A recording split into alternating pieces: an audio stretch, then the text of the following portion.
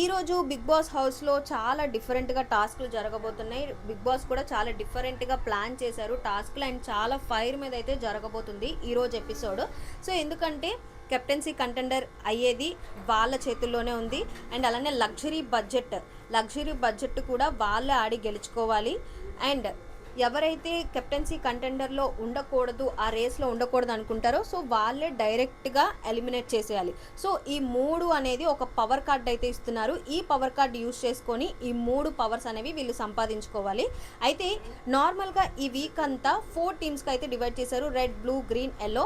So ఈ 4 టీమ్స్లో టీమ్స్గా divide అయిపోయి 4 గ్రూప్స్గా divide అయిపోయి అయితే ఆడుతున్నారు ఈ వీక్ అంతా. సో ఈ రోజు కూడా వాళ్ళే కంటిన్యూ అవుతారా, లేకపోతే ఆ టీమ్స్ అనేవి చేంజ్ అవుతాయని చూసినట్టయితే టీమ్స్ అనేవి డెఫినెట్గా చేంజ్ అవుతున్నాయి. రెడ్ టీంలో ఫ్లోరా, ఇమాన్యుయల్ అన్న, కళ్యాణ్. ఎల్లో టీంలో సంజన, రాము రాథోడ్, సుమన్ శెట్టి అన్న. బ్లూ టీంలో వచ్చేసి హరీష్ గారు, తనుజ, రీతు.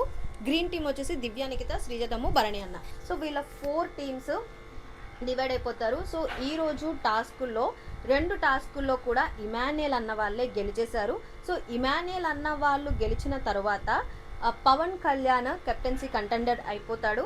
అండ్ అలానే వీళ్ళ 2 టాస్కులు గెలిచారు కాబట్టి 2 పవర్ కార్డులు అయితే వచ్చేస్తాయి. సో ఒక పవర్ కార్డులో అయితే పవన్ కళ్యాణ్ కెప్టెన్సీ కంటెండర్ అయిపోతారు. అండ్ అలానే సెకండ్ పవర్ కార్డ్ యూజ్ చేసి భరణి అన్న వాళ్ళ టీంని కిక్అవుట్ చేసేస్తారు, డైరెక్ట్గా కెప్టెన్సీ కంటెండర్ నుంచి తీసేస్తారనమాట.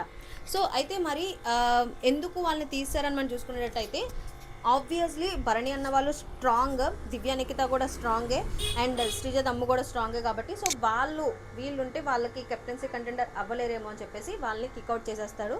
సో మొత్తానికైతే ఈరోజు బిగ్ బాస్ హౌస్లో చాలా డిఫరెంట్గా టాస్క్లు అనేవి జరగబోతున్నాయి. సో మీలో ఎంతమందికి ఫలానా పర్సన్ అంటే కెప్టెన్సీ కంటెండర్ అవ్వాలి అని అనుకుంటున్నారో కామెంట్ చేసేయండి.